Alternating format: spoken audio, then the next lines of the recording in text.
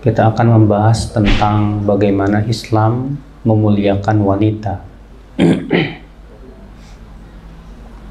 Karena sebelum datangnya Islam, wanita itu dianggap sebagai makhluk yang najis. Bagaimana sebelum datangnya Islam, wanita itu dihinakan. Ya, di barat wanita tidak boleh mandi sebelum datangnya Islam itu. Dimana kalau ada yang ketahuan mandi, dianggapnya dia sudah berzina. Demikian pula di masyarakat jahiliyah kaum musyrikin, wanita itu dianggap sebagai aib. Makanya tersebar di kalangan mereka mengubur hidup-hidup anak-anak wanita.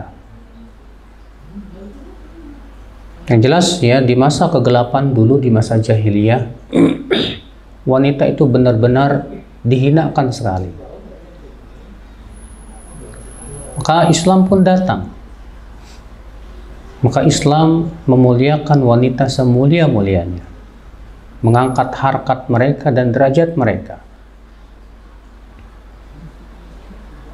Apa saja ya bentuk pemuliaan Islam terhadap wanita?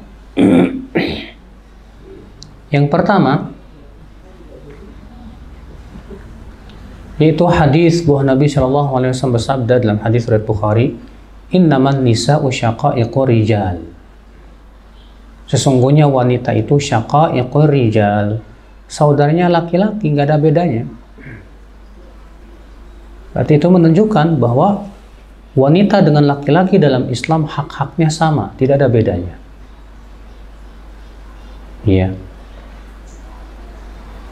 Allah Subhanahu wa taala menyebutkan dalam Al-Qur'anul Karim bahwa wanita dan laki-laki sama-sama punya hak yang harus dipenuhi. Ya, Allah Subhanahu wa taala misalnya berfirman dalam surat Al-Baqarah, "Walahunna mithlu rijali." Ya. Dan untuk para wanita itu sama dengan laki-laki dalam hak-hak. Ya, walaupun laki-laki diberikan oleh Allah sedikit kelebihan dari wanita, dari sisi fisiknya dan yang lainnya. Tapi secara umum wanita dan laki-laki tidak ada bedanya di hadapan Allah.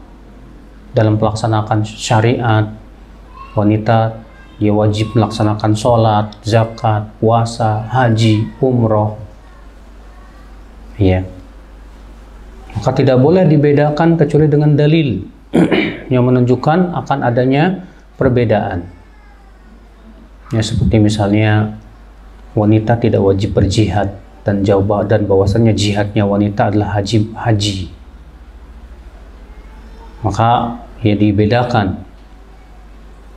Nah ini saudariku sekalian, ya ini pemuliaan yang pertama, bentuk pemuliaan yang pertama terhadap wanita itu bahwa Nabi mengatakan innaman nisa syaqa'iqu rijal, bahwa wanita itu syaqa'iqu rijal, saudarinya laki-laki, artinya nggak ada bedanya. Bentuk pemuliaan yang kedua apa itu? Bahwa seorang wanita, ibu-ibu sekalian, ketika masih kecil, ia menjadi kemuliaan untuk orang tuanya dan kesempatan untuk orang tuanya agar mendapatkan pahala yang besar. Anas bin Malik meriwayatkan, ia berkata, Rasulullah SAW bersabda, "Man 'ala jariyataini hatta tablugha jaa'a yaumal qiyamah ana wa huwa wa dhamma asabi'ahu," rawahu Muslim.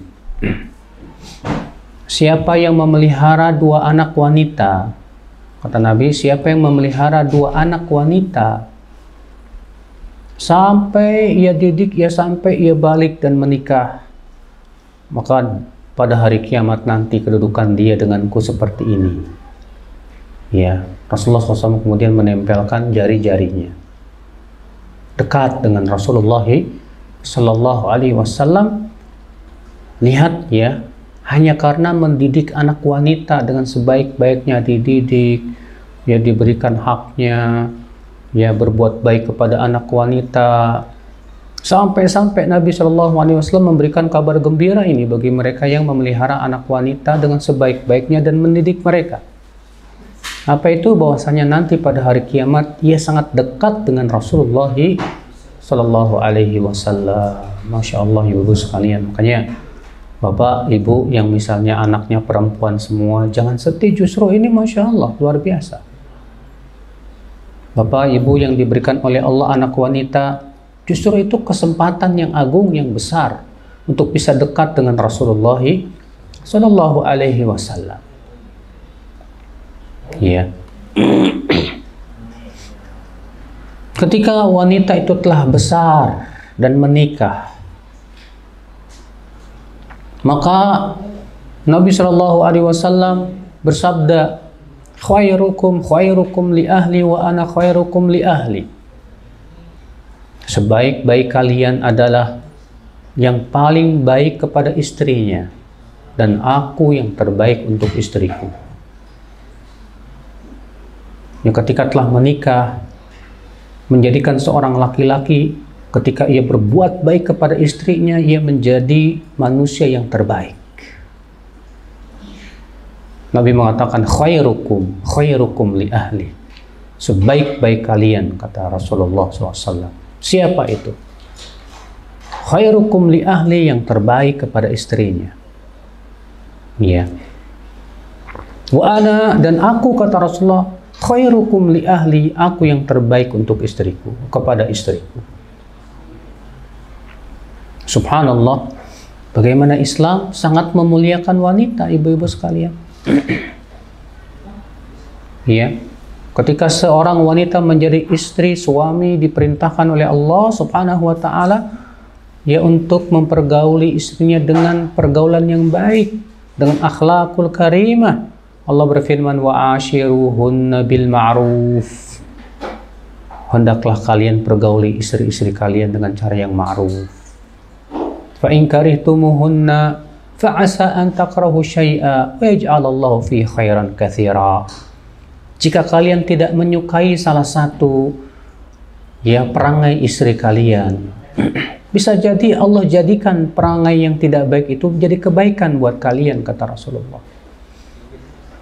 Ya, kata Allah Subhanahu wa Ta'ala dalam surat An-Nisa itu, wa yaj'alallahu fihinna khairan katsira, dan Allah jadikan kebaikan yang banyak pada mereka untuk kalian itu. Masya Allah. Ya. Bayangkan ibu-ibu sekalian. Jadi seorang laki-laki yang terbaik itu bukanlah yang ia bisa ya melakukan sesuatu yang hebat untuk masyarakat, tidak. Justru laki-laki yang terbaik itu adalah yang paling baik untuk istrinya. Kalau masyarakatnya mengacungin jempol bahwa dia laki-laki yang hebat, tapi kalau istrinya mengatakan dia payah, ya, dia belum menjadi laki-laki yang terbaik. Subhanallah, saudariku sekalian. Ya. Dan Allah menjadikan memerintahkan para suami untuk bermuasyarah, bergaul, mempergauli istri dengan pergaulan yang baik. Itu hukumnya bukan pilihan, bukan. Artinya suami boleh memilih untuk bergaul dengan mereka dengan baik atau tidak, bukan. Tapi itu sebuah kewajiban. Allah perintahkan wa ashiruhunna bil ma'ruf. Ya, pergaulilah mereka dengan pergaulan yang baik, yang ma'ruf. Makanya mengerikan seorang suami yang semena-mena terhadap istrinya. Mengerikan seorang suami yang apabila emosi dia tidak peduli dengan batasan-batasan Allah Azza wa Jal. Seorang suami kalau sudah marah dia mukul istrinya, tidak takut kepada Allah. Wallahi suami ini akan ditanya oleh Allah nanti pada hari kiamat. Dia sudah menzolimi orang yang sudah seharusnya memperlakukannya dengan perlakuan yang baik. Allah perintahkan para suami demikian. Saudariku sekalian,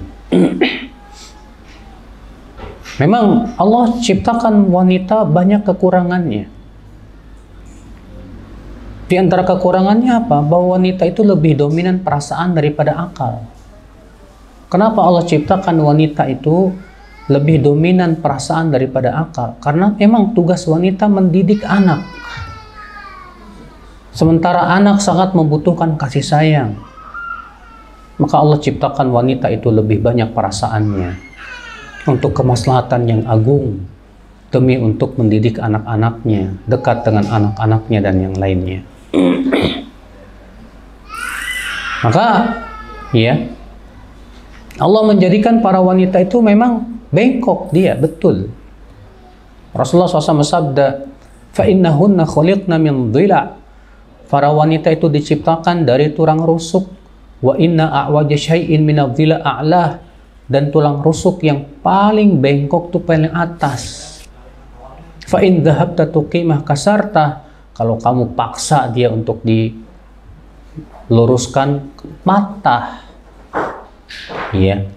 Fa in taraktaha ma la zalat a'waj. Kalau dibiarkan tetap aja bengkok. Maka Nabi memberikan kepada kita tips bagaimana menghadapi tulang yang bengkok. Kata Nabi, fastausu bin nisa'i khaira. Berbuat baiklah kepada wanita. Diperintahkan oleh Rasulullah, diperintahkan oleh Allah kepada para wanita, kepada para laki-laki untuk berbuat baik kepada siapa? Wanita. Entah itu istrinya, ataupun anak wanitanya, ataupun bibinya, apalagi ibunya. Saudariku sekalian, lihat bagaimana Islam ya sangat memuliakan sekali. Wa idza tazawwajat kana dzalika bi kalimatillah wa mitsaqihil ghalidh. Ya, seorang laki-laki ketika menikahi wanita itu dengan menyebut nama Allah. Ya. Dan perjanjian yang berat. Allah menyebut ya pernikahan itu adalah perjanjian yang berat. Ya, sebagaimana Allah Subhanahu wa taala sebutkan itu di dalam surat An-Nisa. Surat apa? Ya, surat An-Nisa.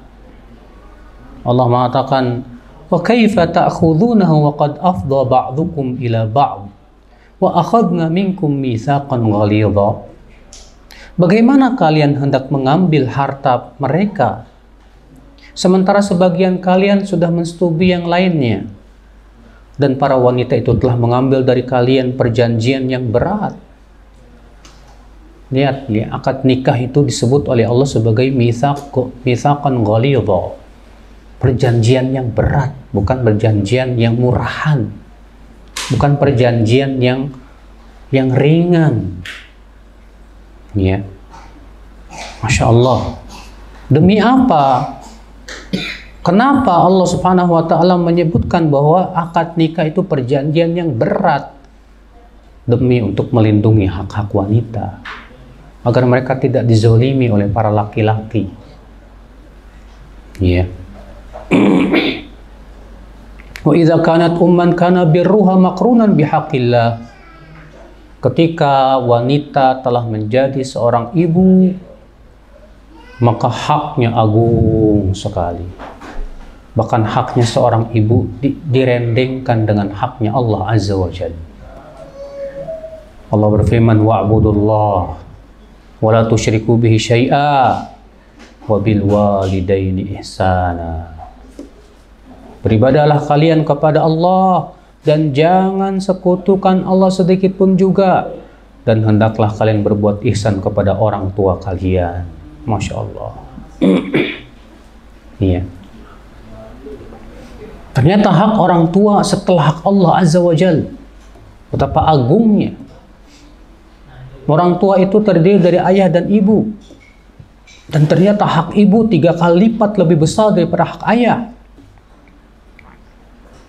Ya, seorang laki-laki datang kepada Rasulullah dan bertanya, "Ya Rasulullah, man ahaqqun nasi bihusni sahabati?" Ya Rasulullah, siapa manusia yang paling berhak untuk pergauli dengan baik? Kata Rasulullah, ummuk, ibumu. Kemudian siapa ya Rasulullah? Ibumu. Kemudian siapa ya Rasulullah? Ibumu. Kemudian siapa ya Rasulullah? Baru bapakmu. Bayangkan seorang ibu, haknya terhadap anak-anaknya 3 kali lipat lebih agung daripada hak seorang ayah. Agung. Ya. Allah mengatakan wa wasainal insana biwalidayhi ihsana. Hamalathu ummuhu kurhan wa wada'athu kurha. Wa hamluhu wa fisaluhu 30 syahra. Allah telah wasiatkan kepada anak-anak semuanya agar berbuat ihsan kepada orang tuanya. Lalu Allah menyebutkan keistimewaan seorang ibu. Ibunya mengandungnya dalam keadaan susah payah dan melahirkannya juga dalam keadaan susah payah. Iya. Maka itu menunjukkan hak ibu lebih agung daripada hak bapak. Lihatlah bagaimana Allah memuliakan seorang wanita ketika dia sudah menjadi seorang ibu. Ya. Allahu Akbar. Wa idza kanat ukhtan fahiya allati umira al-muslim bi salatiha wa ikramiha wal ghirati 'alaiha.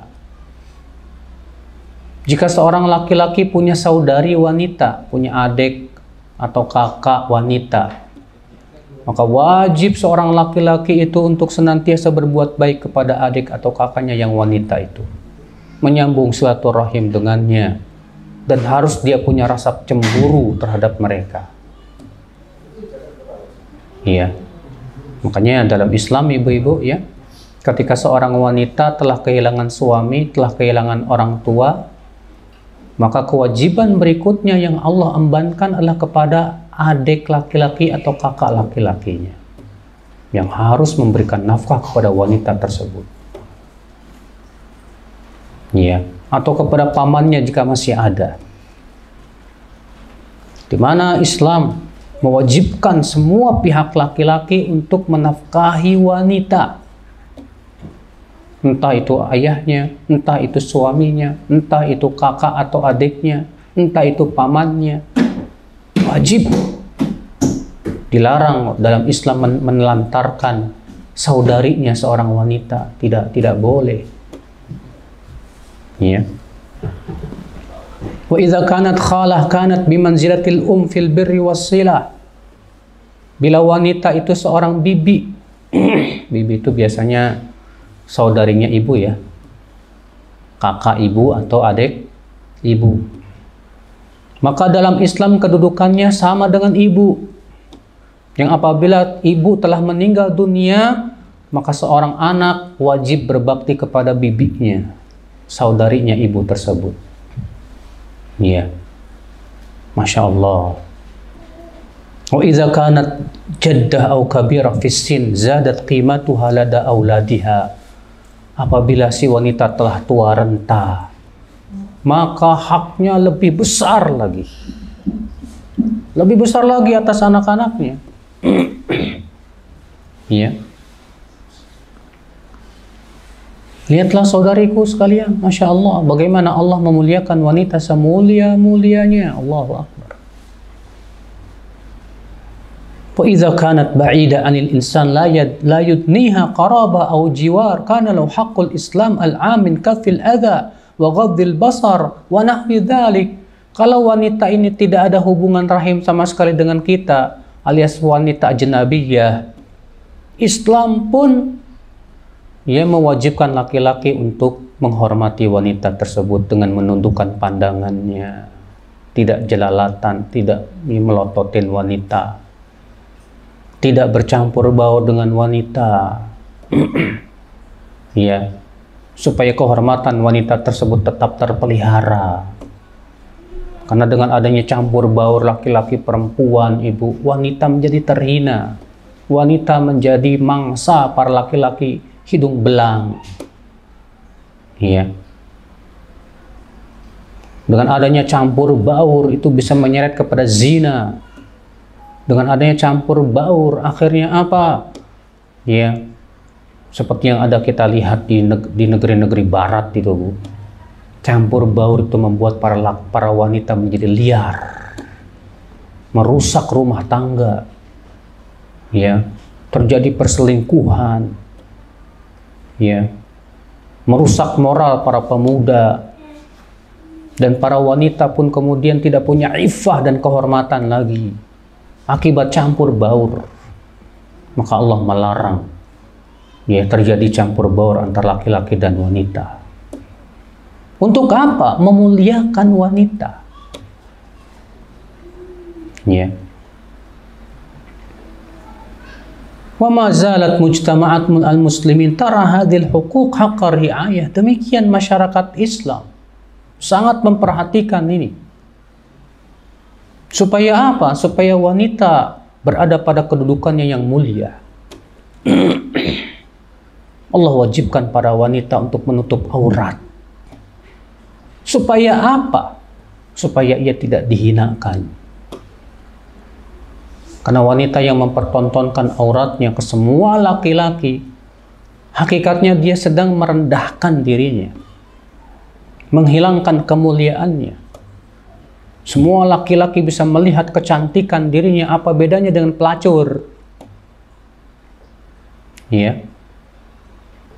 Adapun wanita yang menutup auratnya, tidak memperlihatkannya kecuali kepada suaminya, maka sungguh wanita ini selalu terpelihara kemuliaannya. Mulia ia di sisi Allah Azza wa Jalla, dan mulia ia di hadapan makhluk. Nah, saudariku sekalian, Allah menyuruh wanita pakai jilbab bukan hendak membatasinya, tidak sama sekali. Justru ingin memuliakannya. Silakan lihat, jangan jauh-jauh lah. Kita nih sedang berada di Bali, Mas, yang banyak turis-turis pakai pakaian setak senonoh, nggak peduli, aurat dipertontonkan dan diumbar. Apa yang terjadi? Apakah para laki-laki menghormati mereka? La. Ya. Mereka menjadi bahan pandangan setiap apa laki-laki yang hidung belang, yang mata keranjang. Ya. Apakah dengan seperti itu wanita menjadi mulia? La, sama sekali. Sudahlah ia di mata Allah rendah. Demikian pula di hadapan manusia pun rendah dia. Saudariku seiman, azani Allah wa iyyakum.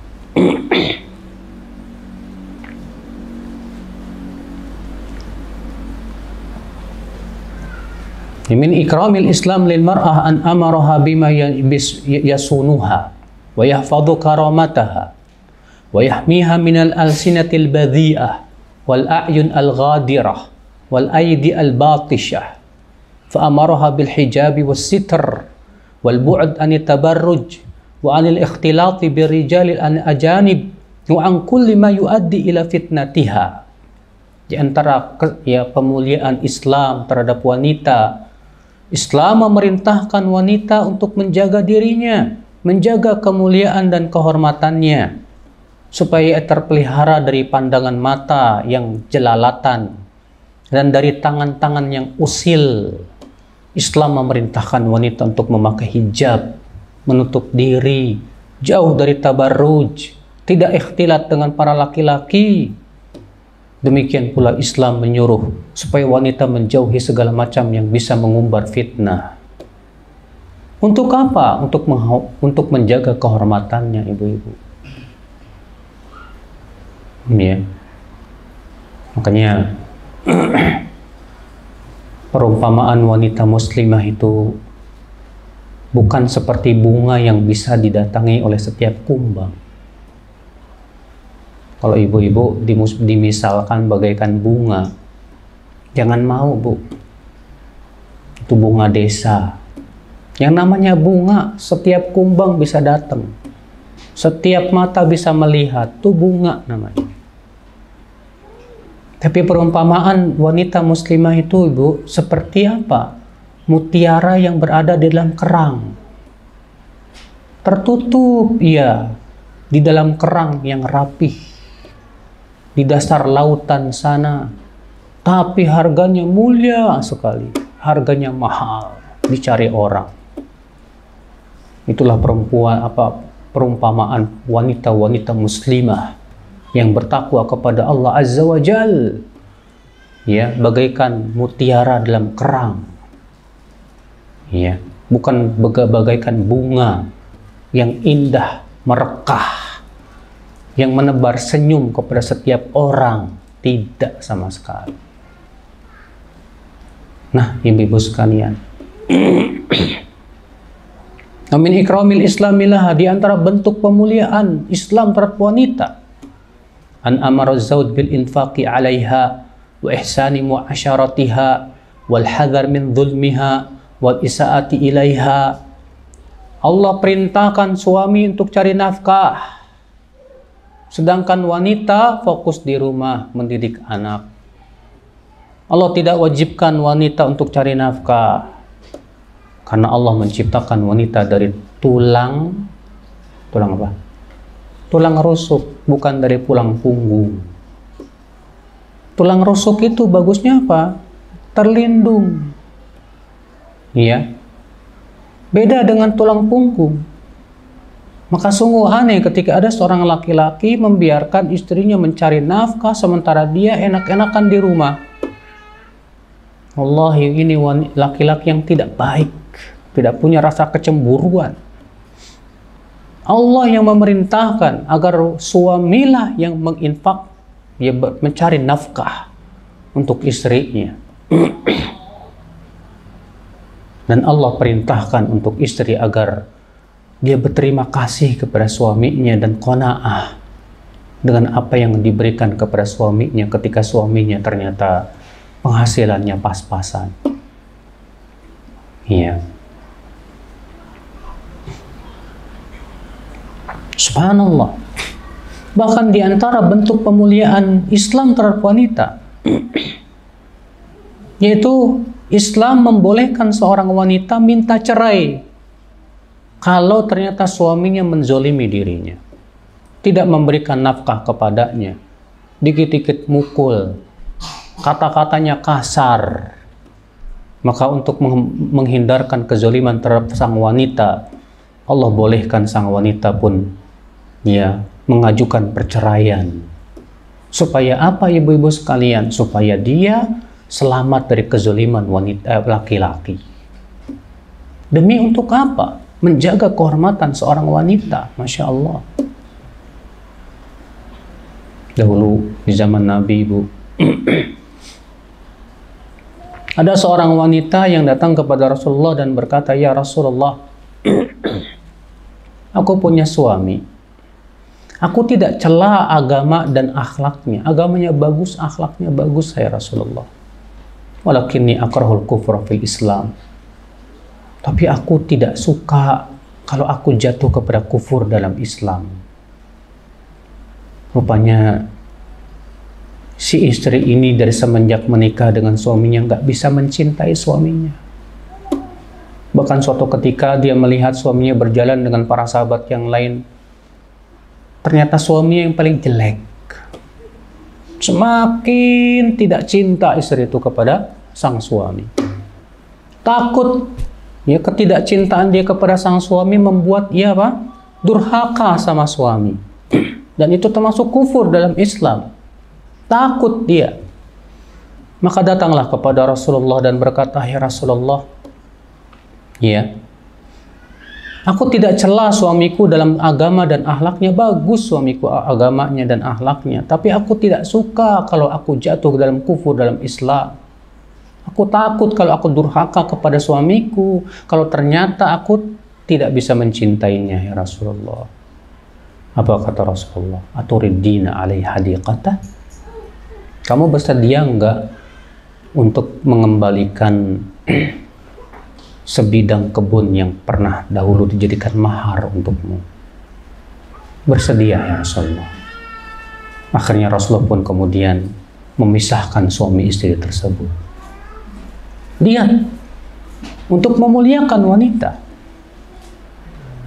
diizinkan oleh Rasulullah SAW. Semua itu untuk apa? Menjaga kehormatan seorang wanita. Ya. Subhanallah, ibu-ibu sekalian. Wa abaha li zawja an tufariqa az-zawj idza kana zaliman laha sayyi'an fi mu'asharatiha. Wanita boleh minta cerai dan mengajukan khulu kalau ternyata suaminya zolim, buruk akhlaknya, tidak mempergaulinya dengan pergaulan yang baik. Ya falaha an tufariqahu ala iwad tunfiq ma'az zawj fihi. Boleh dia mengajukan khulu, yaitu dengan cara mengembalikan maharnya. Ya. Supaya apa? Supaya terhindar darinya kezoliman sang suami itu. Ya. Masya Allah, ibu-ibu sekalian. Islam sangat menjaga hak-hak seorang wanita.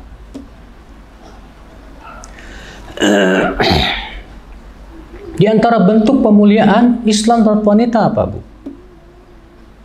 Nahal Islam az-zawj an yadrib zawjatahu bila musawwigh. Islam melarang suami memukul istrinya tanpa alasan yang syar'i. Tanpa alasan apa? Yang syar'i, tidak boleh. Apalagi kalau cuma marah doang, ingin balas dendam, seorang wanita laki-laki yang hanya marah kemudian mukul istrinya, la haula wala quwata illa billah, haram alaih. Ini zalim. Iya. Wa ja'ala laha al-haqq al-kamil fi an tashku hala ila awliyaiha atau an tarfa'a lil hakim amroha. Kalau ternyata suaminya mukul dia, ya, tanpa hak, tanpa alasan yang syar'i, maka pada waktu itu dalam Islam boleh seorang wanita melaporkan perbuatan suaminya kepada siapa? Kepada hakim atau kepada yang berwajib. Alhamdulillah, ya, di negeri kita ada undang-undang KDRT. Artinya siapapun suami yang melakukan kekerasan kepada istrinya, sang istri boleh melaporkan itu kepada apa? Ya, polisi ataupun hakim, supaya kemudian si suami ditangkap dan dipenjara. Ya, itu bagus, itu sejalan dengan syariat Allah Azza wa Jal untuk melindungi wanita dari kezoliman. Ya. Walaysa husnul mu'asyara amran ikhtiyariyan matrukan lizawj an insya'a fa'alah wa insya'a tarakah bal huwa taklifun wajib. Ya. Seorang suami berbuat baik kepada istri itu hukumnya wajib, bukan sebatas pilihan sebagaimana sudah kita sebutkan tadi. Karena Allah telah memuliakan laki-laki dan wanita itu dalam firman-Nya surat Al-Isra ayat 70. Walaqad karramna bani Adam wa hamalnahum fil barri wal bahr wa razaqnahum minat thayyibat wa faddalnahum ala katsirin mimman khalaqna tafdila. Sungguh kami telah muliakan kami telah muliakan anak-anak Adam, dan kami bawa mereka di daratan dan di lautan dengan kendaraan, dan kami berikan kepada mereka rezeki dari rezeki yang halal dan thayyib, dan kami lebihkan anak Adam di atas seluruh makhluk dengan banyak kelebihan. Ya, lihat Allah mengatakan kami telah memuliakan anak Adam, masuk padanya laki-laki dan wanita. Karena mereka mulia, wajib kita muliakan mereka, tidak boleh kita hinakan. Tidak boleh seorang suami meremehkan istrinya atau istrinya meremehkan suaminya, tidak boleh. Ya. Tidak boleh seorang suami hanya karena menemukan ada kekurangan pada istrinya, dia langsung membencinya, langsung berbuat tidak baik kepadanya, haram alaih. Rasulullah SAW sabda, la yakrahu mu'minun mu'minah fa in kariha minha khuluqan radhiya minha akhar. Tidak boleh seorang suami membenci istrinya kalau ia tidak suka kepada salah satu akhlaknya, dia masih suka kepada akhlak yang lain. Ya, artinya jangan fokuskan memikirkan kekurangannya. Sebab kalau kita cari-cari kekurangan pasangan kita, pasti ketemu. Seorang istri kalau nyari-nyari kekurangan suaminya pasti ada. Seorang suami mencari-cari kekurangan istrinya pasti ada. Manusia bukan malaikat. Ya. Tapi jangan fokuskan kepada kekurangannya. Fokuskan kepada sifatnya yang kita sukai dari dia.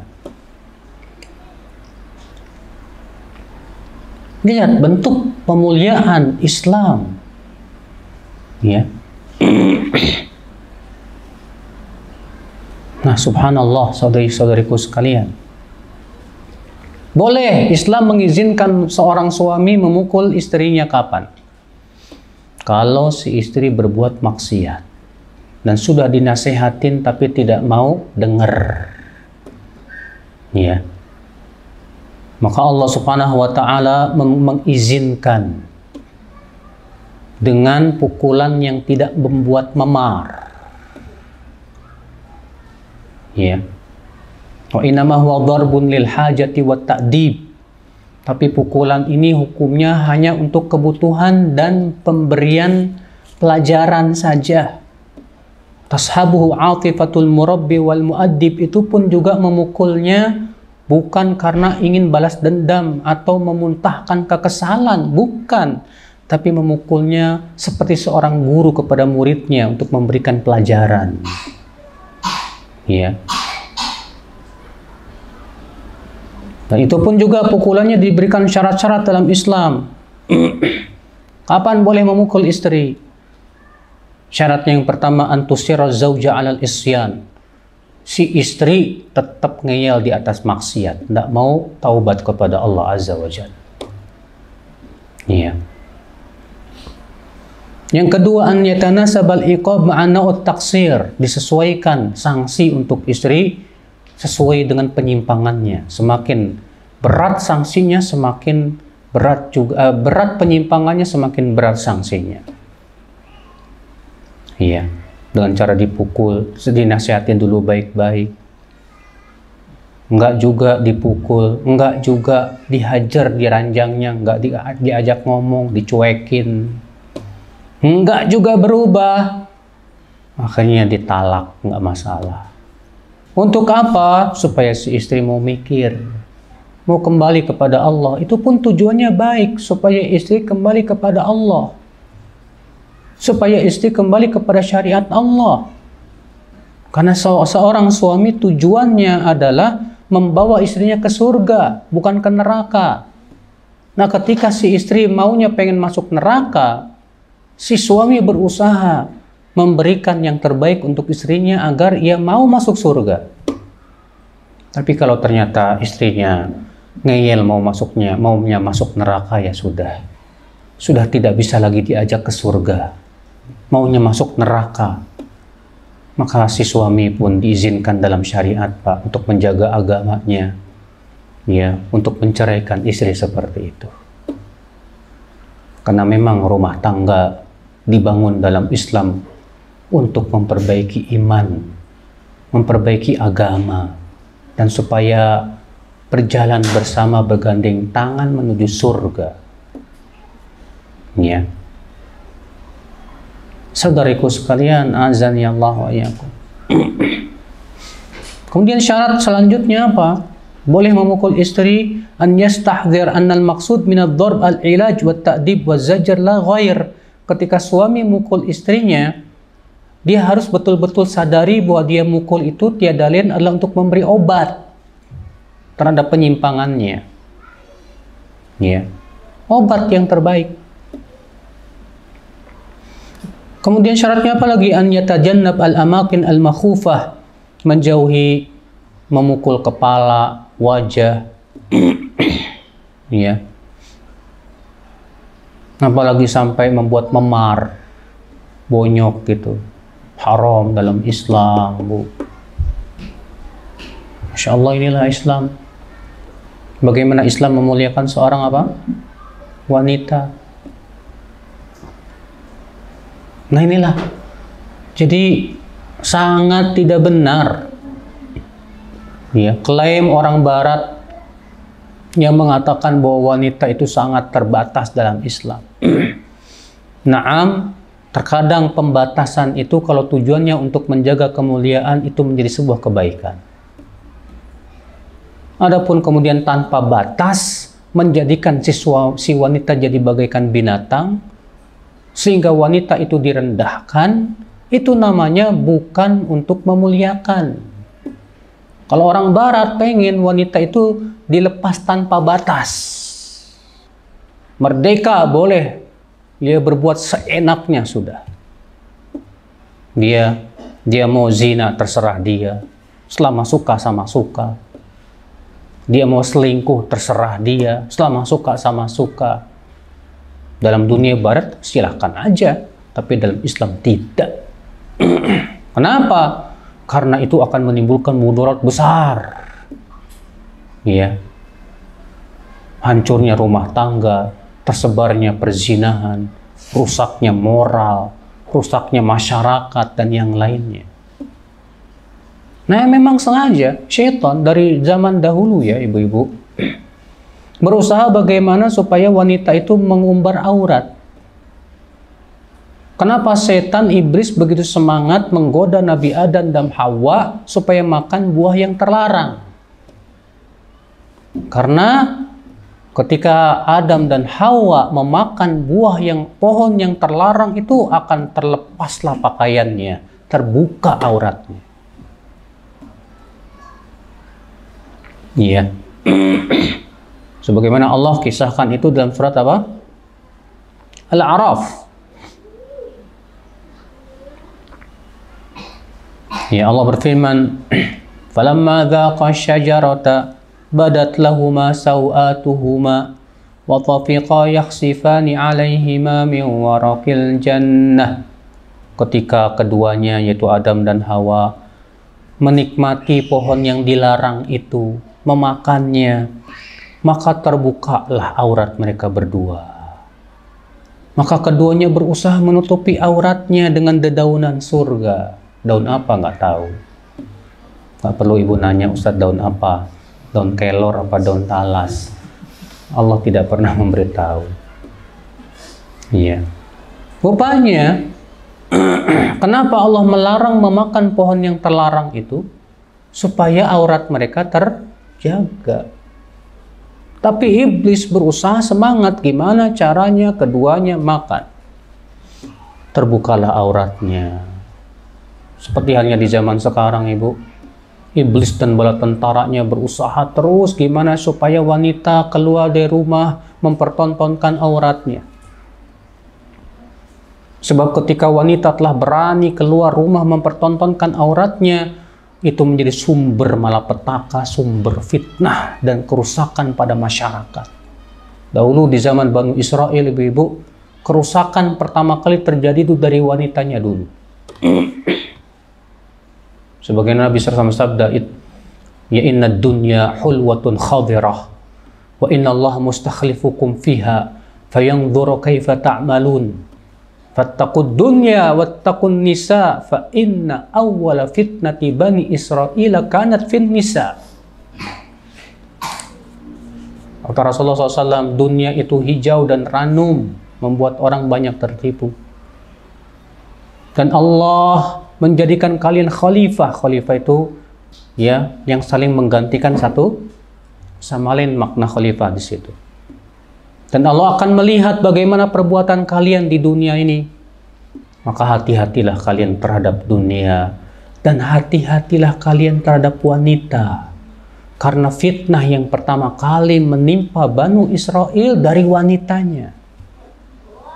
Berarti ibu-ibu, suatu bangsa kalau wanitanya baik, maka baiklah bangsa tersebut. Dan suatu bangsa kalau wanitanya rusak, rusaklah bangsa tersebut. Makanya tonggak kebaikan suatu bangsa itu wanita. Wanita. Kalau wanitanya solehat-solehat, baik-baik, mereka akan mencetak generasi-generasi yang Masya Allah keimanannya kuat, yang bertakwa kepada Allah Azza wa Jalla. Tapi kalau wanitanya rusak-rusak, yang ada ya keturunan-keturunan yang tidak bertakwa kepada Allah Azza wa Jal, yang tidak mengenal Allah Azza wa Jal.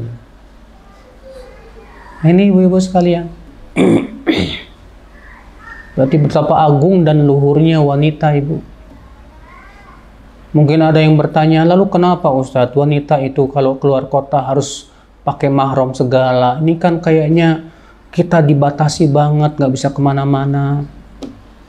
Kita katakan kepada wanita ini, wahai wanita, Allah wajibkan kalian pergi dengan mahram, tiada lain untuk memuliakan kalian, supaya kalian tidak menjadi mangsa para musang-musang berbulu domba, supaya kalian tetap terjaga, wahai wanita. Sudah kita sebutkan tadi, kalau membatasi tujuannya untuk menjaga kehormatan, maka ini sebuah kemuliaan. Adapun kemudian ya melepaskan begitu saja tanpa pembatasan yang mengakibatkan si wanita tercampakkan, terhina, dan yang lainnya, ini bukanlah pemuliaan namanya. Iya, sabarlah. Allah mengingatkan kepada kita semua, dunia itu sementara, sabarlah untuk menaati Rabbmu. Allah tidak pernah menzolimi para wanita kok. Allah wajibkan wanita untuk memakai mahram, adanya mahram itu karena Allah tahu wanita itu daya pikatnya luar biasa. Fitnahnya dahsyat untuk laki-laki. Fitnah terbesar dan terberat untuk laki-laki siapa? Wanita, ibu.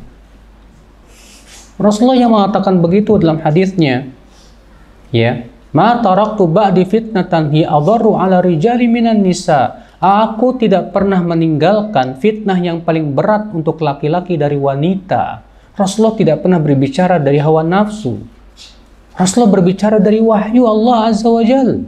Memang Allah jadikan wanita itu daya pikatnya luar biasa. Fitnahnya untuk laki-laki luar biasa.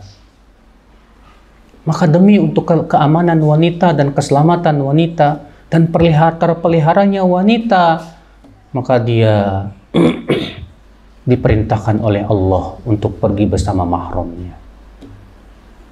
Karena wanita itu kalau keluar rumah, ibu, disebutkan dalam hadis, yang akan menjadi pembimbing dia adalah setan.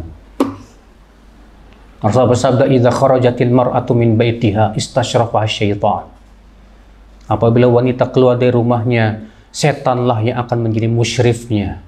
Musyrif itu artinya pembimbing, pengampunya. Ya. Wa aqrabuhunna ilallah wa hunna fi qa'ri buyutihinna, dan sedekat-dekatnya wanita kepada Allah ketika mereka berada di rumah-rumah mereka, terpelihara kehormatannya, terpelihara syahwatnya. Iya. Untuk apa itu semuanya? Sekali lagi, Bu, untuk memuliakan wanita. Allah perintahkan wanita untuk banyak tinggal di rumah untuk memuliakan mereka. Allah berfirman, waqarna fi buyutikunna wa la tabarrajna tabarrujal jahiliyatil ula. Wahai wanita, tinggallah kalian di rumah-rumah kalian dan jangan tabarruj seperti tabarruj kaum jahiliyah yang pertama. Kenapa Allah perintahkan wanita untuk banyak tinggal di rumah? Karena disitulah kemuliaan mereka ada di rumah. Wanita semakin sering keluar rumah, semakin liar hatinya. Apalagi wanita sudah sangat mudah terpedaya dengan penampilan seorang laki-laki yang menyeringaikan senyumnya. Iya. Wanita sangat mudah tertipu karena ia memang tercipta dari tulang yang bengkok. Allah yang lebih tahu tentang ciptaannya. Bukankah laki-laki dan wanita diciptakan oleh Allah Azza wa Jalla? Maka Allah menurunkan syariat tentu yang paling cocok untuk mereka, Bu. Iya. Maka subhanallah, bandingkan oleh Ibu. Wanita yang sering di rumah dengan wanita yang banyak keluar rumah. Bandingkan, mana yang lebih bertakwa di antara mereka? Adakan survei, dan survei memang membuktikan wanita yang sering di rumah lebih dekat kepada Allah Azza wa Jalla dibandingkan dengan wanita yang sering keluar rumah. Iya. Saudariku sekalian, sekali lagi itu bukan untuk menzolimi wanita. Sekali lagi itu semua untuk memuliakan wanita. Iya. Makanya ibu, mana yang lebih ibu pilih? Allah membatasi ibu untuk kemuliaan ibu di dunia dan akhirat?